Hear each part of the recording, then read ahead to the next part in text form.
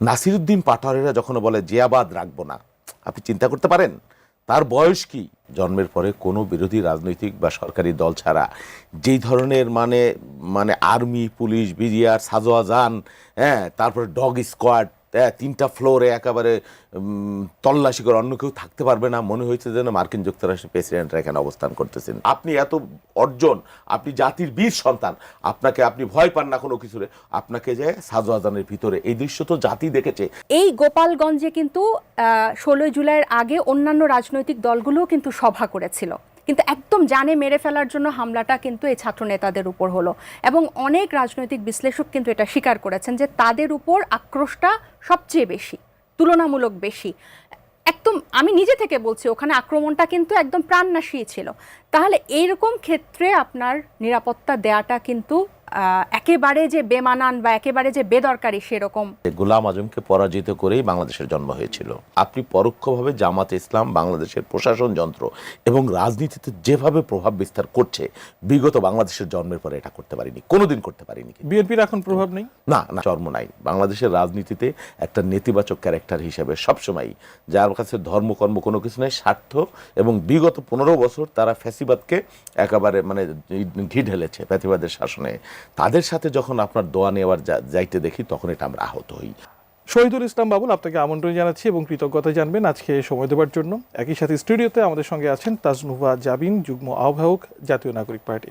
আপনাকে আমন্ত্রণ জানাচ্ছি। এবং শহীদুল ইসলাম বাবুল, আপনি সাধারণ সম্পাদক বাংলাদেশ জাতীয়তাবাদী কৃষক দল। প্রথমেই শহীদুল ইসলাম বাবুল, আপনার কাছে আসতে চাই, 4-5 দিনের মধ্যেই প্রধান উপদেষ্টা ডক্টর মোহাম্মদ ইউনূস জাতীয় নির্বাচনের তারিখ ঘোষণা করবেন বলে জানিয়েছেন জাতীয় পার্টির নেতা মোস্তফা জামাল হায়দার। আজকে 13টি রাজনৈতিক দলের সাথে বৈঠক ছিল, তারপর তিনি বের হয়ে জানালেন। আপনার কাছে জানতে চাই, তাহলে কি নির্বাচনের পথেই হাঁটা শুরু করতে যাচ্ছে বাংলাদেশ?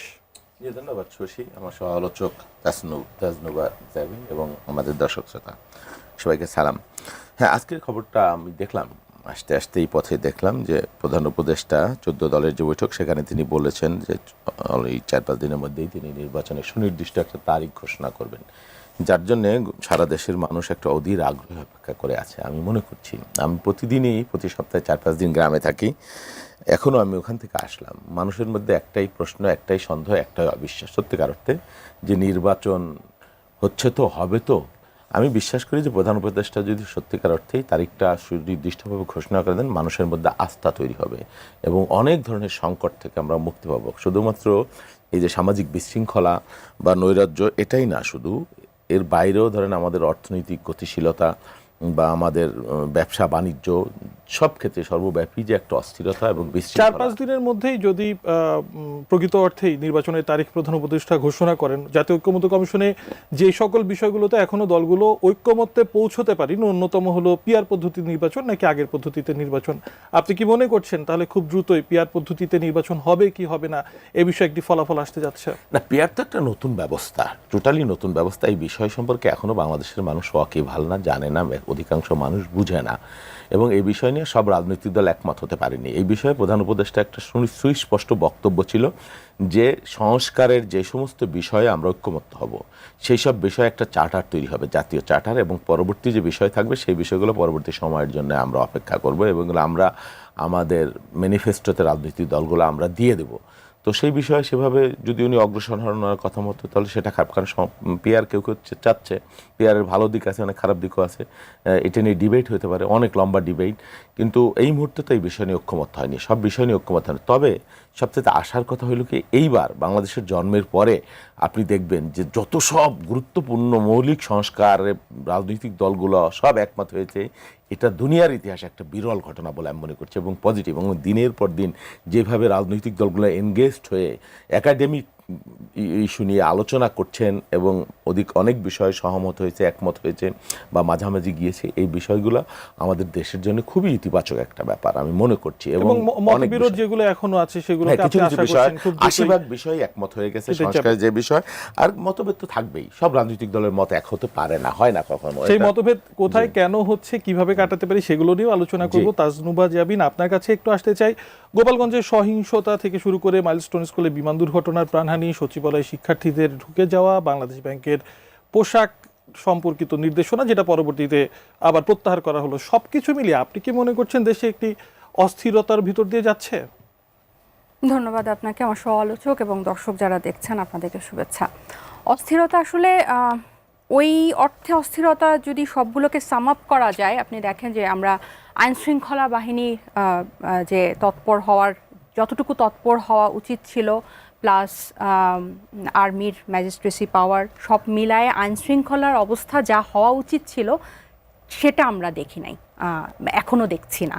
এবং আপনি গোপালগঞ্জের ঘটনাটা বলেন, সেখানে আইন শৃঙ্খলার ব্যর্থতা একদম স্পষ্ট, এবং পুরো বাংলাদেশের মধ্যে যদি আপনি এই গোপালগঞ্জের ঘটনাতে ব্যর্থতা বলতে মানে কি বলতে যাচ্ছেন? কারণ হচ্ছে তাদের সামনেই কিন্তু হামলাটা হয়েছে। আমি নিজেও গোপালগঞ্জে তখন ওখানে ছিলাম, এবং গোয়েন্দারা বা পুলিশ যদি আমাদেরকে গ্রিন সিগন্যাল না দিত আমরা কিন্তু ওখানে যেতাম না। এবং তাদের বক্তব্যও কিন্তু পরবর্তীতে এটা উঠে এসেছে যে তাদের কাছে যথেষ্ট ইনফরমেশন ছিল না যে এইভাবে চারদিক থেকে মানুষ এসে গোপালগঞ্জে জড়ো হচ্ছে, একটা পূর্ব পরিকল্পনা নিচ্ছে এই সভাটাকে, যে সভাটা জুলাইয়ের শুরুতেই ঘোষণা করা হয়েছিল, যেটা শিডিউল।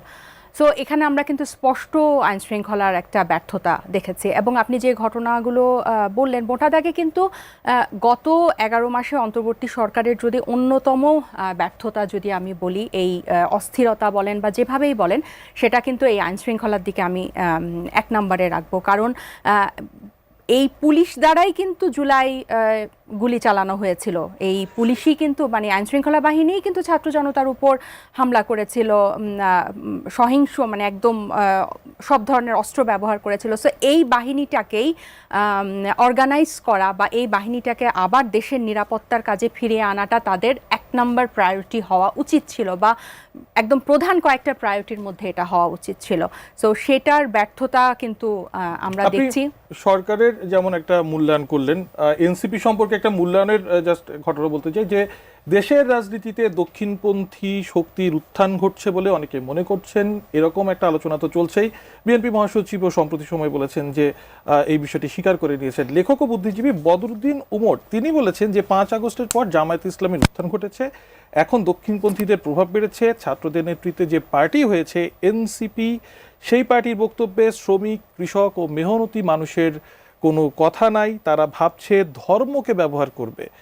আপনারা কি আসলেই বদরুদ্দিন উমরের এই কথার সাথে আপনি কিভাবে ব্যাখ্যা করবেন? ওনার কথার সাথে আমি একটু আংশিক একমত যে এই জুলাই গণ অভ্যুত্থানে যে ধরনের মানুষ অংশগ্রহণ করেছিল, যাদের বিনিময়ে আমরা আসলে এই ফ্যাসিস্ট মুক্ত বাংলাদেশ পেয়েছি।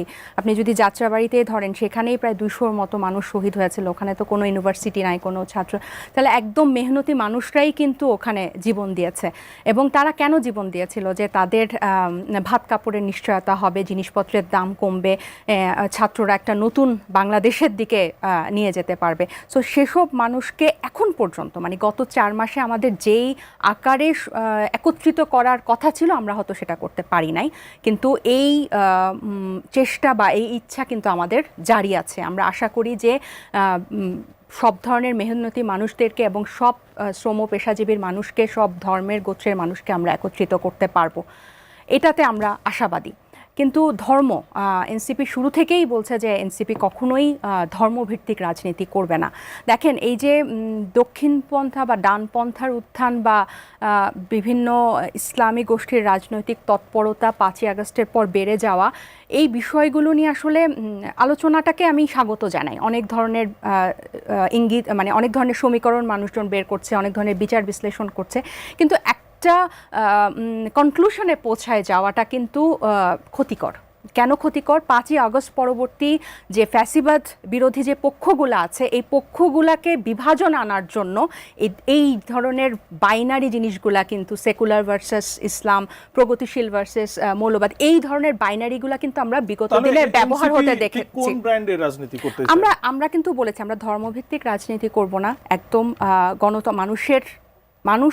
মানুষের কল্যাণে যে রাজনীতিটা, যে রাজনীতিতে প্রত্যেকটা মানুষের অধিকারের কথা থাকবে, আমরা মধ্যপন্থার একটা রাজনীতি করব। কিন্তু আপনি দেখেন, আপনি যদি ধর্মীয় সম্প্রীতিটা বজায় রাখতে পারে, এই ব্যবস্থার রাজনীতিটা যদি আপনি করতে পারেন, তাহলে কিন্তু আপনাকে আর কোনো পক্ষ নিতে হবে না। মানে যে যার যার ধর্ম, যার যার সংস্কৃতি সে পাশাপাশি নিরাপত্তার সাথে পালন করতে পারবে। অন্তর্ভুক্তিমূলক এবং পারস্পরিক সহাবস্থানমূলক একটি অবস্থাতে আপনারা বিশ্বাস করেন। আর আরেকটা যেটা বলছি, যে আপনি যেটা বললেন, মির্জা ফখরুল ইসলাম সাহেব যেটা বলেছেন, আপনি দেখেন একটা সময় কিন্তু ওনারাই এটাতে সবচেয়ে বেশি ভুক্তভোগী ছিল। বিএনপিকে দীর্ঘ একটা সময় এই ইসলামপন্থীদের সাথে, জামাতদের সাথে ট্যাগ করে বা তাদেরকে ওই ঘরানায় ফেলে কিন্তু মানুষের সামনে পোট্রে করতে হয়েছে। তো এখন যদি ওনারা এখন যখন একটা খুব ভালো অবস্থানে আছেন, ক্ষমতা প্রত্যাশী, এখন কিন্তু ওনাদের কাছ থেকে আমরা এটা আশা করি না। এটা হলে হবে কি, যে বাংলাদেশের যে রাজনৈতিক স্থিতিশীলতাটা ফিরে এসেছে 5ই আগস্টের পরে, সেটাতে আবার বিভাজন করার জন্য ফ্যাসিবাদরা আবার, এই যে আপনার রিফাইন আওয়ামী লীগ বলেন বা যেভাবেই বলেন, তারা কিন্তু আস্তে আস্তে মাথাচাড়া দিয়ে উঠবে। সো আমাদের প্রত্যেকটা পক্ষের কিন্তু সচেতন থাকতে হবে এবং বুদ্ধিভিত্তিকভাবে এই রাজনীতিগুলোকে ট্যাকেল দিতে হবে, যাতে এই বাইনারিগুলো মাথাচাড়া দিয়ে উঠতে না পারে। অসংখ্য ধন্যবাদ। আমি আবারও ফিরবো আপনার কাছে। শহীদুল ইসলাম বাবুল, তাসনুভা জাবিন যেমনটি বলছিলেন যে একটা সময় ধর্মভিত্তিক রাজনীতিকে কেন্দ্র করে আপনারাও অনেক ধরনের যে বাইনারির কথা বলা হচ্ছে, সেই বাইনারির একটা ভিকটিম আপনারা ছিলেন। এখন আবার আপনারা ঠিক সেই একই বাইনারিতে এনসিপিকে ফেলতে চাচ্ছেন। এই অভিযোগকে আপনি কিভাবে খণ্ডাবেন? আর মূল যে প্রশ্নটা, সেটা হলো প্রধান উপদেষ্টা প্রায়শই বলেন যে পতিত শক্তি নির্বাচন বানচালের চেষ্টা করছে। আমার প্রশ্ন হলো, এই পতিত শক্তি বলতে যারা বুঝি তারা তো পলাতক, তারা কিভাবে করছে এবং একমাত্র কি তারাই নির্বাচন বানচালের চেষ্টা করছে কিনা? না, চমৎকার কোয়েশ্চেন আপনার এটা। শোনেন, এই যে মানে দক্ষিণপন্থী রাজনীতি মহাসচিব যেটা বলেছেন, বাংলাদেশের রাজনীতিতে জামাত দীর্ঘকাল আমাদের সাথে ফ্যাসিবাদ বিরোধী লড়াইয়ে ছিল, আগেও ছিল, এটা তো অসত্য না। আমি তাসনুভা জাবিনের একটা বক্তৃতাও শুনেছিলাম কিছুদিন আগে। তাসনুভা জাবিন সেই জায়গায় আছে কিনা আমি তাও জানি না, যে গোলাম আজমকে পরাজিত করেই বাংলাদেশের জন্ম হয়েছিল। সেই মানে জামাতে ইসলাম একটা হলো ফ্যাসিবাদ বিরোধী আমাদের ঐক্য, আর এখন হলো বাংলাদেশের রাজনীতিতে দৃশ্যপট। এটা আপনি স্বীকার করেন বা না করেন, আপনি পরোক্ষভাবে জামাতে ইসলাম বাংলাদেশের প্রশাসন যন্ত্র এবং রাজনীতিতে যেভাবে প্রভাব বিস্তার করছে, বিগত বাংলাদেশের জন্মের পরে এটা করতে পারিনি, কোনোদিন করতে পারিনি। বিএনপির এখন প্রভাব নেই? না, আছে বিএনপির প্রভাব। কেন? বিএনপি রাজনৈতিক দলের প্রভাব সবসময়ই ছিল, অ্যাজ এ পলিটিক্যাল পার্টি। হাসিনার আমলেও ছিল, সেই প্রভাব আমরা বিস্তার করতে পেরেছি আমাদের সাংগঠনিক নেটওয়ার্ক, আমাদের সমর্থন, জনভিত্তি, এইগুলো নিয়ে। কিন্তু আমি বলছি দক্ষিণপন্থী রাজনীতির যে বিষয়টা, জামাতে ইসলাম পরের মধ্যে এবং বাইরে এবং রাজনীতির ময়দানে যেভাবে প্রভাব বিস্তার করছে, এটা কোনোদিন করতে পারেনি। সাথে চরমোনাই বাংলাদেশের রাজনীতিতে একটা নেতিবাচক ক্যারেক্টার হিসেবে সবসময়, যার কাছে ধর্মকর্ম কোনো কিছু নেই, স্বার্থ, এবং বিগত 15 বছর তারা ফ্যাসিবাদকে একেবারে মানে ঘি ঢেলেছে ফ্যাসিবাদের শাসনে। তাদের সাথে যখন আপনার দোয়া নেওয়ার যাইতে দেখি, তখন এটা আমরা আহত হই। বাংলাদেশের মানুষ আহত। চরমোনাই, জামাতে ইসলাম, এনসিপি একটা প্রগতিশীল রাজনৈতিক দল হিসেবে থাকবে, মানুষের আকাঙ্ক্ষা নিয়ে সবসময়। জনপ্রিয়তা, জনসমর্থন, পপুলিজমের পলিটিক্স সবসময় এটা কাম্য হতে পারে না, বা নির্বাচনের ভিত্তি হতে পারে না। কিছু কিছু পার্থক্য ব্যত্যয় জোট হইতে পারে, বা রাজনৈতিক ফ্যাসিবাদ বিরোধী ঐক্যও চলাফেরা করতে পারি। কিন্তু বর্তমানে যে বিষয়, সেই বিষয়গুলো অনেকটাই দৃশ্যমান হচ্ছে। এনসিপির সাথে জামাতের সখ্য, জামাতের সাথে এনসিপির সখ্য, এগুলো আপনি অস্বীকার করতে পারবেন, অবশ্যই করতে পারবেন। কিন্তু বাস্তবতা যেটা, যত সখ্য, চরমোনাইয়ের সাথে যে সখ্য, জামাত তো একটা পলিটিক্যাল পার্টি, চরমোনাইয়ের পীর সাহেব তো ওই অর্থে একটা পলিটিক্যাল পার্টি না। তার যে বিগত দিনের বক্তব্য, বিবৃতি, আর বর্তমানের মানে পুরাই একেবারে 180 ডিগ্রি উল্টাতে। সেই জন্য মানুষ এগুলো মনে করছে এর মধ্যে রাজনৈতিক আদর্শগত কোনো মানে সম্পর্ক আছে বলে মনে করে না। এখন যেটা বললেন যে ফ্যাসিবাদ বিরোধী রাজনৈতিক শক্তি যে বিষয়, শুনে আওয়ামী লীগের যে এস্টাবলিশমেন্ট আমরা অনেক হালকা করে দেখছি। মানে এটা আমার রাজনীতির দূরদৃষ্টির অভাবের কারণে হোক আর যে কারণে হোক, আওয়ামী লীগ মানে তার যে এস্টাবলিশমেন্ট, হাসিনা পালাইছে, কিছু মানুষ পালাইছে, কিন্তু ব্যাপক একটা এস্টাবলিশমেন্ট শেকড় বাংলাদেশের রাজনীতি। এই আওয়ামী লীগকে যদি হালকা করে দেখেন, আওয়ামী লীগ পালাই গেছে আমার ধারণা, কেউ এবং ধারণা না, এটাই সত্য। সাথে সাথে আপনি বিএনপিকে আক্রমণ শুরু করেছেন সম্মিলিতভাবে, হায়নার মতো চারদিক থেকে। আওয়ামী লীগ পলানের পর দিন থেকে এই এই এই এই- এই চর্চাটা শুরু হয়ে গেছে, অথচ এটা একটা ভুল চর্চা ছিল। হ্যাঁ, আমরা ফ্যাসিবাদ বিরোধী যে সমস্ত শক্তির ঐক্যের প্রয়োজন ছিল। ফ্যাসিবাদকে আপনি সত্যিই যদি উৎখাত করতে চান, তাও আপনি পারবেন কিনা সেটা একটা মানে গুরুতর কোশ্চেন, জটিল কোশ্চেন। কিন্তু আমরা যেভাবে বিভক্ত হয়েছি, যেই ধরনের বাক্যবান হয়েছে, হ্যাঁ আমার দিক থেকেও হয়তো হয়েছে, কিন্তু আপনাদের দিক থেকে যেই ধরনের শব্দ কথাবার্তা, যেই ধরনের বক্তৃতা বিবৃতি এসছে এবং যে ধরনের স্লোগান পাল্টা স্লোগান হয়েছে, এটা খুবই দুর্ভাগ্যজনক। এবং এই সুযোগটা এই যে ফ্যাসিস্ট শক্তি, পতিত শক্তি, তারা গ্রহণ করে এখন আস্ফালন তৈরি করছে। গোপালগঞ্জে একটা ভয়ঙ্কর ঘটনা ঘটাই ফেলছে সারা দেশে বিভিন্ন জায়গায়। এই যে বিষয়গুলো দেখেন, খুবই হাসনাত আবদুল্লাদের যেসব, আরও নাসিরুদ্দিন পাটোয়ারিদের যেসব বক্তব্য, যে হাসিনা পালাইছে দিল্লিতে আরেকজন পালাইছে লন্ডনে, আপনি বলেন কিভাবে আপনি ফ্যাসিবাদ বিরোধী ঐক্য রাখবেন? নৌকা ধানের শীষ প্রথম দিন থেকে শুরু হয়ে গেছে, 2 সাপে 1 বিষ। কারো মধ্যে ধারণা তৈরি হয়েছে আওয়ামী লীগ তো নাই, শেষ, উৎখাত হয়ে গেছে, আর জীবনে ফিরবে না। আর বিএনপিরও যদি কাজ করে দিতে পারি, মাশাআল্লাহ, তাহলে তো আমাদেরই যেভাবে চলছে এইভাবেই চলতে পারে। আপনি গোপালগঞ্জের ঘটনার কথা বলছেন, শুধু গোপালগঞ্জ না, সারা বাংলাদেশেই আওয়ামী লীগ মাথা আমি চাড়া দিয়ে- এখানেই আসছিলাম, মানে সারা বাংলাদেশে আওয়ামী লীগ বিভিন্ন জায়গায় মাথা চাড়া দিয়ে উঠছে। অনেকটা গোপালগঞ্জের মতো ব্যাপক আকারে না হলেও কাছাকাছি শুধু সেটা না, মাত্রার একটি সচিবালয়ের যে ঘটনা তো ভয়ঙ্কর ঘটনা। হ্যাঁ, আমি আসবো সচিবালয়ে এই ধরনের ঘটনাও কেন নিয়ন্ত্রণ করা যাচ্ছে না, ব্যর্থতা কি। আমি যেটা বলতে চাচ্ছিলাম, কক্সবাজারেও তো এনসিপির কে অনেকটা কাছাকাছি একটা অভিজ্ঞতার মুখোমুখি হতে হলো। বিএনপি স্থায়ী কমিটির সদস্য সালাউদ্দিন আহমেদের বলা হচ্ছে অনুসারীরা তারা প্রতিবাদ জানালেন। এটা নিয়ে যদিও দলীয়ভাবে আপনারা বলেছেন যে এই ধরনের কর্মকাণ্ডকে উৎসাহিত করেন না। করি না, কিন্তু আপনাকে অবশ্যই করি না। আপনাকে স্থান কাল পাত্র জ্ঞান সময় আপনাকে বুঝতে হবে, জানতে হবে। বলে না যে কথার জবাব কথা দিয়েই হবে, কথা আছে তো, বলেছে আমাদের ছোট ভাইয়েরা বোনেরা। সব সময় কি তাই হয়ে যায়? একটা কথার জন্য বিশ্ব যুদ্ধ বেঁধে যায়। হাসিনা বলল রাজাকার, কি রাজাকারের বাচ্চা? আমরা কি কথার জবাব কথা দিয়ে দিয়েছি? হ্যাঁ, প্রত্যেকটা কথার সীমা পরিসীমা, কি বলে, মানে সমালোচনারও একটা সৌন্দর্য আছে, আক্রমণেরও একটা ভাষা আছে। আপনি এক জায়গায় যায়, গোপালগঞ্জে, কক্সবাজারে, আপনি যার বাড়িতে তার বাড়িতে যায়, আপনার এই আক্রমণ তো না করলেও আপনি চলতো। আপনি প্রতিদিনই বক্তৃতা দেন, কত সমালোচনা করছেন। এটা কি বুদ্ধিদীপ্ত কোনো কাজ? এটা কি সুবিবেচনা প্রসূত আলোচনা হতে পারে? সেখানে নানান ধরনের কর্মী বাহিনী, কিন্তু দলীয়ভাবে, মানে আপনি বলে যাচ্ছেন তাহলে গোপালগঞ্জে এনসিপি নেতারা যে বক্তব্য দিয়েছেন সেটাও আসলে উচিত হয়নি। এটা উচিত হয়নি। স্থানকাল পাত্র সময় আপনাকে বিবেচনা করতে হবে, কোথায় আপনি কি বলবেন। আমি মনে করছি এটা, আমি মুজিববাদকে কোনোদিন আমরা জীবনে সমর্থন, তার বিরুদ্ধেই আমরা যুদ্ধ করেছি, লড়াই করেছি, সংগ্রাম করেছি। এটা বলেই আমরা জেল খেটেছি। আওয়ামী লীগের আমলে বলেছি, হাসিনার মুখের সামনে বলেছি, মুখের উপর বলেছি। কিন্তু আপনাকে স্থান কাল পাত্র সময়টা আপনাকে, ঠিক আছে। তাজনুভা জাবিন, আপনার কাছে যেতে চাই। বিরতিতে যাবার আগে শহীদুল ইসলাম বাবুল বলছিলেন যে স্থানকাল পাত্র বুঝে কথা বলতে হবে। স্থানকাল পাত্র বুঝে আসলেই কি রাজনৈতিক বক্তব্য দেওয়া যায় কিনা সেই পর্যালোচনা শুনবো। মূল প্রশ্নটা সেটা হলো, অনেকেই বলেন সরকারের সরাসরি পৃষ্ঠপোষকতায় এনসিপি দেশব্যাপী জুলাই পদযাত্রা করে যাচ্ছে। বিএনপি নেতারাও অনেক সময় অনেক অনুযোগ করেছেন, সরাসরি এমন কথাও বলছেন যে এনসিপি আসলে কিংস পার্টি বা সরকারি দল।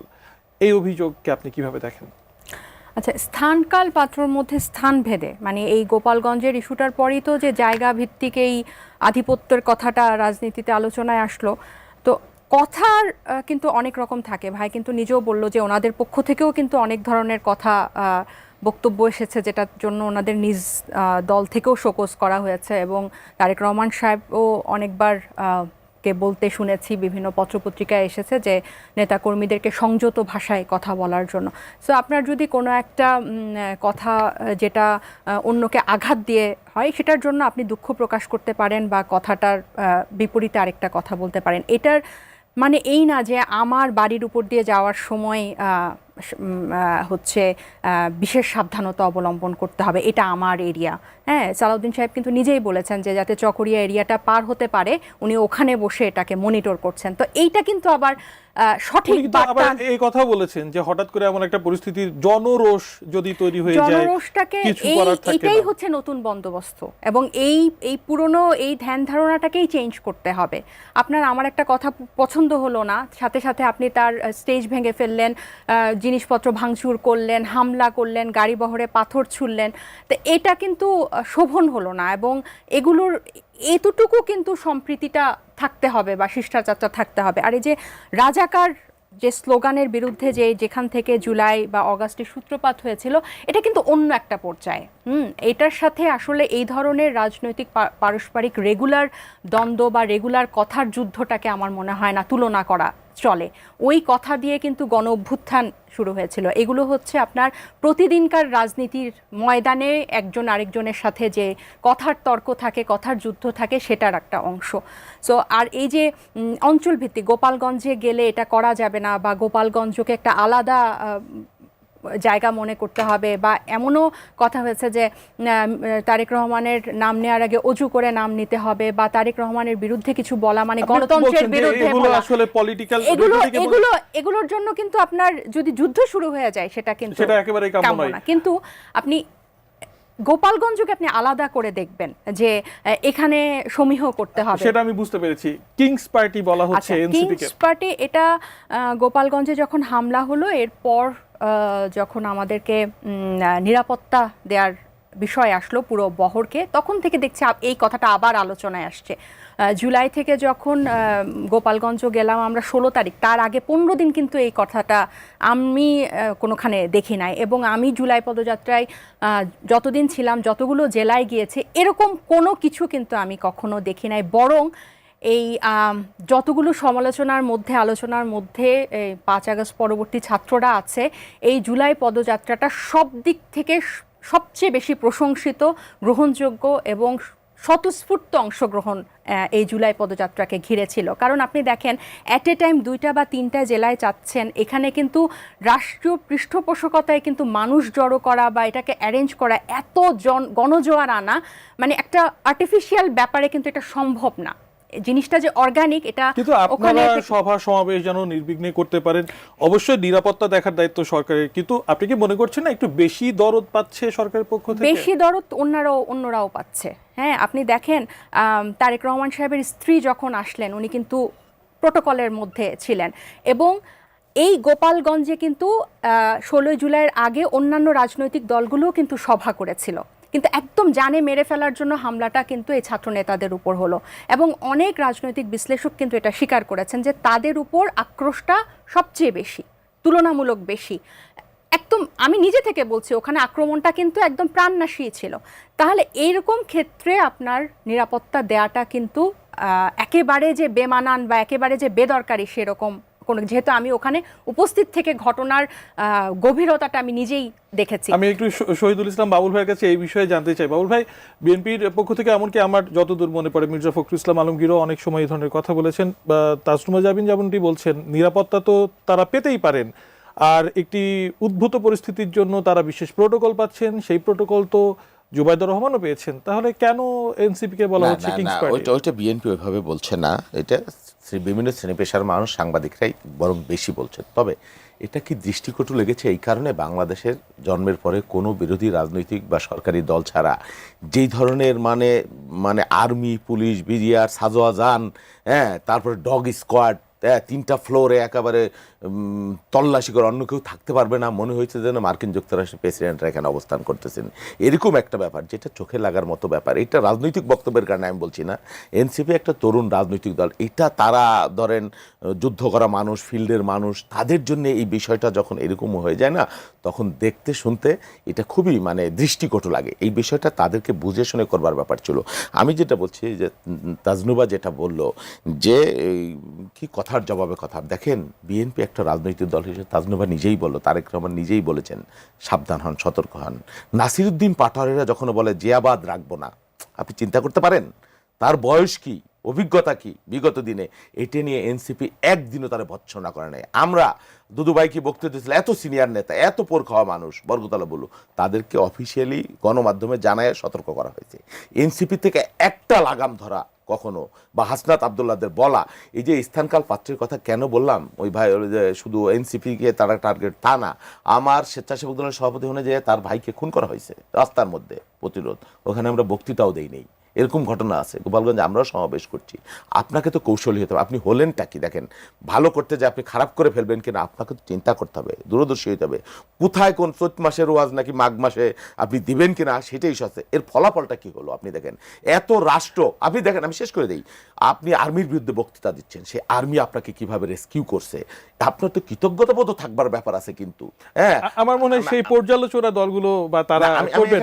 বক্তব্য নিয়ে যখন কথা হচ্ছে বাবুল, আমি একটু আগাতে চাই, আসলে সময় তো খুব অল্প, অনেক বিষয় নিয়ে কথা বলতে হবে। বক্তব্য নিয়ে যখন কথা হচ্ছে, ইদানিং অনেককেই, এমনকি অনেক বুদ্ধিজীবীদের কাছ থেকে আমরা শুনছি যে নির্বাচন করে কি হবে, নির্বাচন করলে শাসন কাঠামোর মধ্য থেকে একটা দল আসবে, গণঅভ্যুত্থানের ফলে মানুষের মনে যে আশার সঞ্চার হয়েছিল সেই আশা অনুযায়ী কোনো পরিবর্তন হবে না। এনসিপি নেতারাও এই ধরনের কথা তাদের পদসভাতে বলছেন, আগেও বলছেন। বিএনপি কি বলছে? না শুধু সেটা না, 5 বছর না 10 বছর ইউনূস সাহেবকে ছাড়া যাবে না, অনন্তকাল রাখতে হবে, দায়িত্বশীল এনসিপি নেতারা বলছেন। আপনি কি মনে করছেন এই যে যে দেখেন পরশুদিন এই সচিবালয়ের ঘটনা বললাম, এই যে বিশৃঙ্খলা, আওয়ামী লীগ তো একটা এস্টাবলিশমেন্ট, তো ইচ এন্ড এভরিহোয়ার পদে পদে তার শক্তি সামর্থ্য নেটওয়ার্ক এখানে রয়েছে। আপনি তার জন্য পথ উন্মুক্ত করে দিচ্ছেন, নিজেদের মধ্যে বিভাজন তৈরি করছেন। গোপালগঞ্জে আপনি এই ঘটনা বললেন, বক্তৃতা দিবেন, কথা বলবেন, সব ঠিক আছে। আমি এখানে যে ভাষায় কথা বলবো, আমি মঞ্চে সেই ভাষায় কথা বলতে পারি, বলি, বা আমার গ্রামে গিয়ে আমি সেইভাবে বলি, আমি সেই জন্য বলছি স্থানকাল পাত্র আছে। এর ফলে হলোটা কি, আপনি এত অর্জন, আপনি জাতির বীর সন্তান, আপনাকে আপনি ভয় পান না কোনো কিছুরে, আপনাকে যে সাজওয়াজানের ভিতরে এই দৃশ্য তো জাতি দেখেছে। জাতি কি হতাশ হয় নাই? আওয়ামী লীগ কি উল্লসিত হয় নাই? এটা কি আমাদের জন্য আনন্দের সংবাদ? মানে আমরা যেটা বলেছি যে সবসময় রাজনীতিতে কৌশলী হবার প্রয়োজন আছে, অধ্যত্ব, অহংকার, সাহস, শক্তি, বক্তৃতা দিলেই শুধু হবে না। অবশ্যই আপনারা অনেক প্রবীণ রাজনৈতিক দল যারা নতুন আছে তারা শিখবে, কারণ তারা এনসিপির যে বক্তব্য বা অনেকেই যেটা বলছেন যে কোনো ধরনের সংস্কার ছাড়া নির্বাচন হয়ে গেলে গুণগত কোনো পরিবর্তন আসবে না। বিএনপি তো সব সময় নির্বাচনকে অগ্রাধিকার দিচ্ছে। নির্বাচনকে না, সংস্কারকে তার আগে বেশি অগ্রাধিকার দিচ্ছে। এই 22 সালে যখন এই আন্দোলন সংস্কার শুধু একটা দাবি ছিল, হ্যাঁ, আর ছাত্রদের দাবি তো ভিন্ন ছিল, তাদের বৈষম্য বিরোধী, আমরা ছিলাম এক দফায়, সেটা 16 তারিখে জুলাইয়ের এক দফা যাবে আসে। এই সার্জিস হাসনাত তারাও ওইটা অডিও আছে যে আমরা এসব এক দফাটা দায়িত্ব আমরা নিব না, আছে তো অডিও, আমি শুনেছি নিজের কানে। সেটা এক দফায় আসছে পরিবেশ সময়ের প্রেক্ষাপটে সমস্ত রাজনৈতিক দল ঐক্যবদ্ধ হওয়ার পরে। এখন নির্বাচন দেখেন, এইটা এক দফা আসবার পরে, এখন ফ্যাসিবাদের পতনের পরে আপনি নির্বাচন নিয়ে, সংস্কার নিয়ে যে খেলা শুরু হয়েছে, হ্যাঁ, এই যে বলছে না, সারজি সেদিনও বললো প্রকাশ্যে, হাসনা তো বলছে নির্বাচন আমরা যাব না সংস্কার না হলে। আচ্ছা, সংস্কারটা কি হবে আপনি বলেন? এই সংস্কারের কথা কোনো ছিল? কোন সংস্কারটা হয়নি বাংলাদেশে? যতগুলো সংস্কার আপনি বলেন, বিএনপির মতো জায়গায় থেকে তারা তো ক্ষমতায় যাবে না, তারা নিজেরাই বলছে যে বিএনপি ক্ষমতায় যাবে, সেই জন্য বিএনপি পাগল হয়ে গেছে। আপনি 2 টার্মের বেশি প্রধানমন্ত্রী হইতে পারবে না, বিএনপি মেনে নিয়েছে, নেয়নি। 70 অনুচ্ছেদ যেটা ওপেন করা হয়ে গেছে, কেয়ারটেকার সরকার কিভাবে হবে একমত আমরা হয়ে গেছি, জুডিশিয়ারি কিভাবে হবে আমরা হয়ে গেছি, দুদকের যেটা হবার হয়ে গেছে, নারী আসন অংশ হয়ে গেছে, আপার হাউস হয়ে গেছে। এখন একটু পিয়ার বাইদে নিছে। এখন পিয়ার কি সংবিধানের, আপনি অভ্যুত্থানের আগে পিয়ারের কথা ছিল? আর পিয়ার হইলে এইটা যদি আপনি আলোচনা করতেছেন, আলোচনা করি, অসুবিধা কি? পিয়ার যদি হয়, আপনি একেবারে সুনির্দিষ্টভাবে আওয়ামী লীগকে এখানে এস্টাবলিশ করছেন, বুঝে বা না বুঝে। কারণ হয়েছে কি, পিয়ার যদি হয়, 14 দল এখনো আছে, আওয়ামী লীগ নিষিদ্ধ হয়েছে, তারা হয় নাই। একটা দলকে আওয়ামী লীগ যদি, আপনারা বুঝতেছেন না আওয়ামী লীগের কাজকর্ম? আওয়ামী লীগের এখনো বংশ পরম্পরায় যারা আওয়ামী লীগ করে এমন 20% ভোট বাংলাদেশ আছে, 25% ভোট আছে, তারা শুধু সুযোগের অপেক্ষায় আছে। তারা সব বিরতিতে যাব, তবে তার আগে আপনাকে প্রশ্নটা করে রেখে যেতে চাই যে যেই জন্য পিয়ারের পদ্ধতির কথা বলা হচ্ছে, একক সংখ্যাগরিষ্ঠতা নিয়ে বিপুল জনসমর্থন নিয়ে একটা দল যদি আসে, তারা আরো কর্তৃত্ব পরায়ণ হয়ে যাবে কিনা, আওয়ামী লীগের মতো ফ্যাসিবাদ প্রতিষ্ঠা করবে কি? শহীদুল ইসলাম বাবুল যেমনটি বলছিলেন, সংস্কার খেলা চলছে, সব রকম সংস্কার হয়ে গেছে। প্রশ্ন তুলেছিলাম ফ্যাসিবাদী ব্যবস্থা গড়ে যাতে না ওঠে, এই জন্যই তো সংস্কার।